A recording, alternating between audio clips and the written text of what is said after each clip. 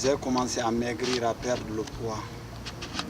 Lorsque j'ai commencé à perdre le poids, mais je mangeais, j'avais l'appétit, je faisais tout. Et après, maintenant que je vois, à chaque matin, je regarde, je ne fais que perdre le poids, je ne fais que perdre le poids. Après, on m'a dit que je suis malade. J'ai dit, moi-même, j'avais compris que je suis malade. Troisième mois maintenant, il y avait un ami qui m'a dit de partir à la clinique. C'est là-bas que j'ai été parti là-bas. Après, on m'a regardé, on a pris des diagnostics, on a regardé, mais ils n'ont rien vu. Au retour maintenant qu'il y avait un ami guinéen aussi qui m'avait appelé, il a dit de partir à Kitagora. C'est là-bas qu'on m'avait envoyé dans une clinique pour faire la radio. C'est ainsi maintenant que lorsque j'ai fait la radio, on m'a dit là-bas maintenant que c'est de la tuberculose pulmonaire, de partir à l'hôpital.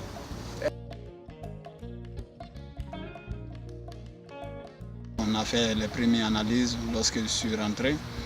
On a pris le sang le matin, on a donné comment on appelle, comme les tasses là pour mettre les urines et comment on appelle les salives. Après les salives la nuit, on donne ça. Après, lorsqu'on a donné ça, le matin, on récupère ça.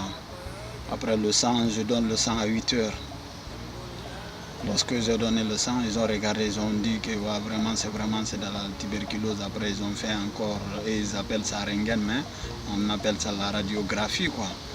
Le matin on a fait ça, après ils ont regardé mon ventre, ils ont regardé tout quoi. Il y a toutes sortes d'examens quoi que tu vas faire. Après ils ont dit que maintenant d'attendre d'abord. Après j'ai attendu là-bas pendant une année. Une année après, ils ont vu que vraiment que ça ne se fermait pas. Après, on m'a transféré à Moscou pour faire les opérations. Regardez, ils ont dit pour la première opération, il faut qu'on coupe le poumon parce que ça ne peut pas guérir comme ça, ou bien ça va contaminer tout le poumon. Quoi. Après, l'autre là, ils ont dit que là-bas c'est petit.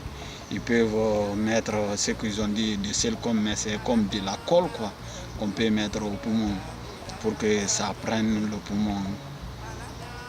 Après ça le met. Le deuxième c'était comment la chose qu'on devrait mettre, le médicament qu'on devrait mettre au niveau du poumon. Le deuxième là c'est les frères musulmans qui m'avaient aidé quoi, qui m'avaient apporté les soutiens, qui m'ont payé le médicament là.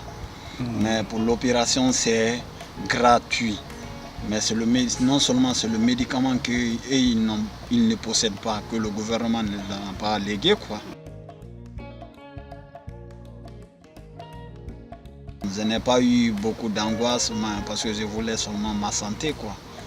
Je n'ai pas eu peur, je n'ai pas eu ni rien. Quoi.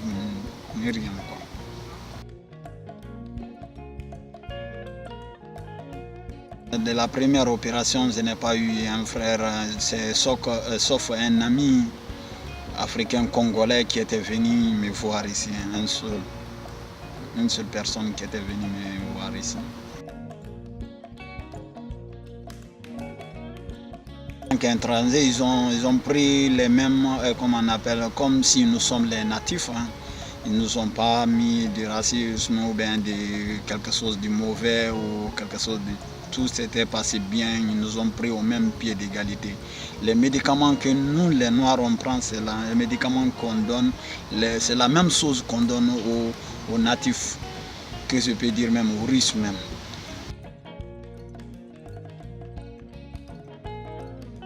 C'est idem. La nourriture, on te donne, c'est comme on dit les Russes, displatna. C'est comment on peut dire ça, c'est displatna, on te donne seulement, tu ne payes pas, tu ne vas rien faire, tu dors, ni rien, on ne va jamais te faire quelque chose.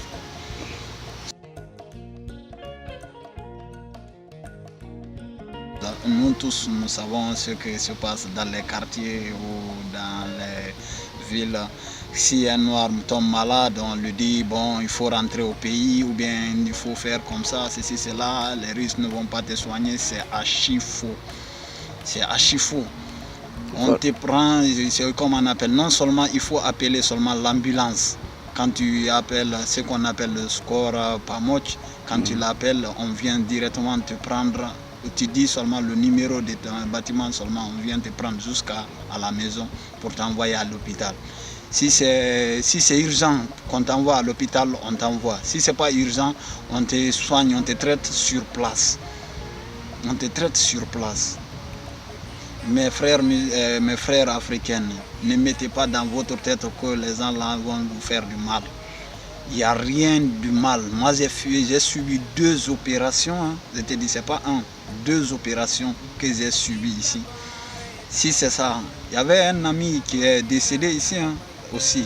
Un ami africain qui est décédé, c'est Dieu qui a fait. Rien ne passe que Dieu, tu vois.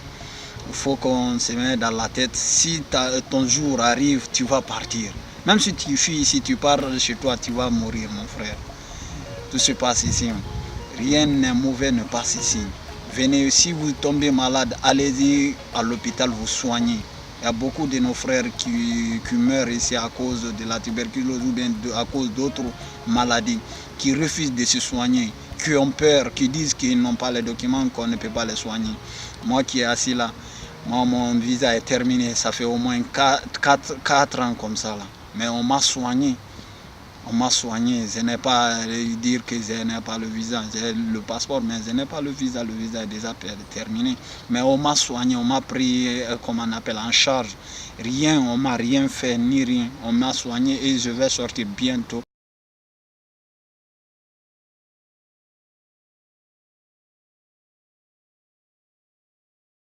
Bon, un petit mot en russe quoi, pour remercier les docteurs, pour tout le staff Le gars là-bas. qui s'est